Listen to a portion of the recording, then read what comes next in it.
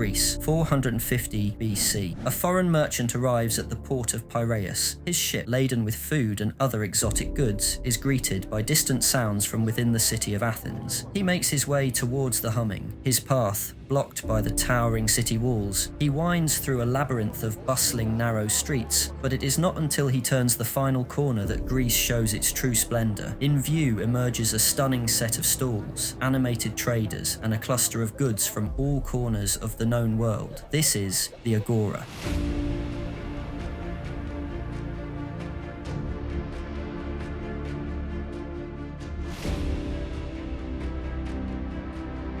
The grandeur of Athens was completely encapsulated by the Agora, otherwise known as the marketplace. Here, amidst rows of vibrant shops and busy traders, the very foundations of Western economic practices were being laid. Trade was free. Fresh produce was exchanged. Craftsmen displayed their finest works. It was the very center of Mediterranean trade, and this was very important to the Greek economy. Trade was paramount, mainly due to the limitations of its own output. The land was stingy, even infertile in many regions, so they relied on imports for their food. Challenging mountainous terrain often meant that wheat yields were extremely low, and although goat and sheep husbandry did exist, its contribution to the economy was minimal. This was reflected in a huge reliance in bringing these products to Athens through its network of ports and agoras. Despite food farming being rare, 80% of the Greek workforce was still employed in the agricultural sector. But how so? Well, the landscape was much more generous in other areas, such as olive trees and vineyards. Olive oil production was their cornerstone in long-term planning, as trees took over 2 decades to bear fruit, only to fruit every other year. Grape production, too, was seasonal and inconsistent. However, most of the population was still only employed to harvest olives, trim grapevines, and cultivate any other herbs and vegetables that grew. Agricultural tools were basic, and innovations were scarce, but advancements were being made in their other main industry, handcrafting. Initially, production was mostly domestic and never reached the market stalls, but over time, a more commercially oriented approach, using high-end, specialized crafts such as textile dye and high-skill artistic pottery, significantly bolstered its trading capabilities. The manual labor needed to produce these crafts was often viewed with disdain, relegated to the lower social classes or, in many cases, slaves. This was a common practice in these workshops and widespread across the region. The basic unit of production in Greece was the slave-powered, family-operated workshop. For instance, the shield workshop of Lysias employed 350 slaves, and Demosthenes' father's sword-making business had 32. Slaves also filled the vineyards and farms. Those who were paid for their craft were given a daily wage of 1 drachma, irrespective of the craft and skill level.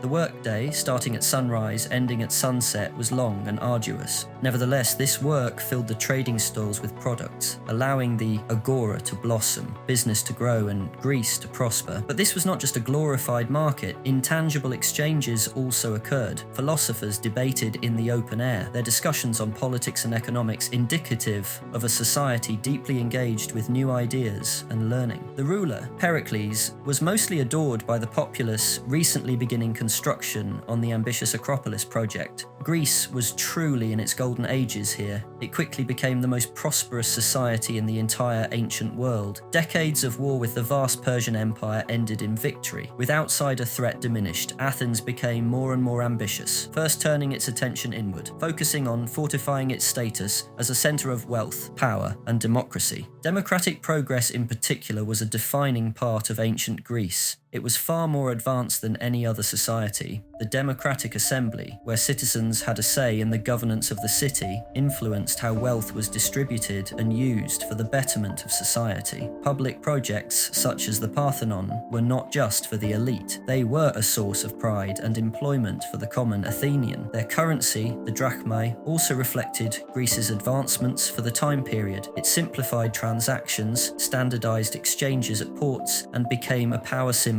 across the Mediterranean. The use of these silver coins boosted trade, but how did Greece gain access to this wealth? Well, just 50 miles south of Athens, the mines of Laurion provided. The extraction of vast quantities of silver not only fueled Athens' economy, but also underpinned its military might, allowing the construction of a formidable navy, a crucial factor in pushing back foreign invasions as well as building an empire of its own. Athens soon turned its attention outwards to colonization. After defeating the Persians Persians, Athens saw itself as the leader of Greece, so they collected each city, or polis, around the Aegean Sea to form the Delian League of City-States. They ordered each state to pay into a collective fund and contribute to the league's defense. This kick-started a period of over-ambition. Athens viewed itself extremely highly and began to exploit its power by forcing its ideals on other states, as well as using league money to fund its own construction projects, which sparked tension with some of its members. Athens had essentially created an empire disguised as an alliance. Their hubris gained the attention of Sparta, who despised Athens' imperialism, especially after their nearby ally, Argos, became entrenched. Aggravated with expansionist infringement, a cold war of sorts began. Sparta was fundamentally different to Athens. Their society was structured around the ideal of producing the best warriors. From a young age, male Spartans were trained for battle, making military service the center of Spartan life. This singular focus meant that, unlike Athens, Sparta invested little in commerce, arts, philosophy, or shipbuilding. Sparta's economy was fundamentally agrarian, relying heavily on the labor of helots, a subjugated population primarily engaged in agriculture. This was tailored to support its military focus, allowing them to field an army powerful enough to face up against the Athenian bullies.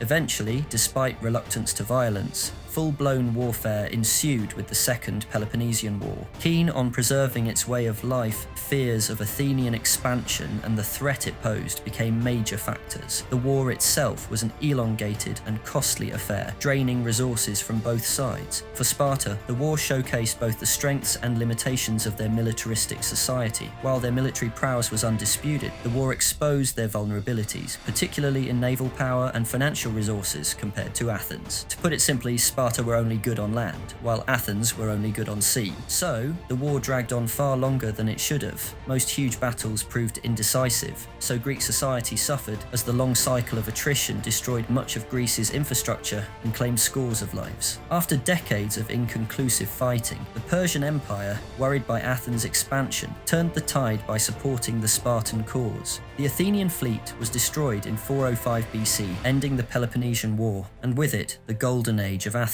The era after the Peloponnesian War saw Greek city-states weakened by prolonged conflict. This power vacuum set the stage for the rise of Macedonia under Philip II, and subsequently his son Alexander the Great. Alexander's conquests, beginning in 335 BC and stretching from Greece through Asia, Egypt, Persia, and up to the fringes of India, not only established a vast empire, but also created a network of trade and unprecedented cultural exchange. Greek goods, art and culture spread across the known world, while exotic products, ideas and practices flowed back into Greece. Trade routes now spanned continents instead of cities. One of the most profound impacts of Alexander's conquest was the blending of Greek economies in the newly conquered territories. This period, known as the Hellenistic Age, was characterized by a fusion of cultures, as Greek settlers and local populations intermingled. New cities founded by Alexander became melting pots of Greek and Oriental cultures and major centers of trade and learning. These cities featured gyms alongside local markets and institutions. The widespread use of the Greek language as the lingua franca of the empire facilitated trade and cultural exchange. The silver drachma became the common currency in these regions, further integrating the economies of the empire. Once again, Greece spread its wings across the world.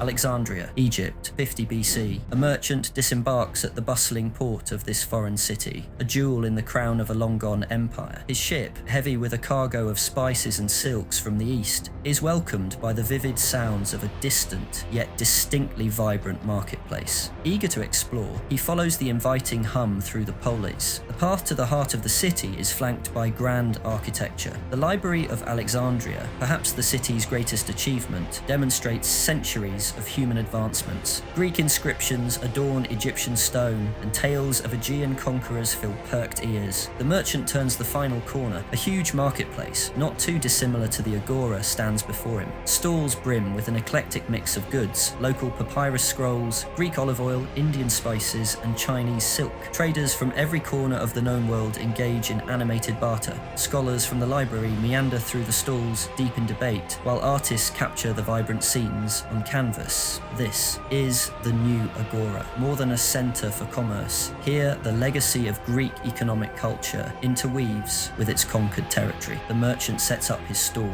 a small part of this grand spectacle, and takes a moment. The vitality of this place, the fusion of cultures, the spread of ideas, the lessons of hubris, the fall of emperors to the rebirth of cities. This is Greek influence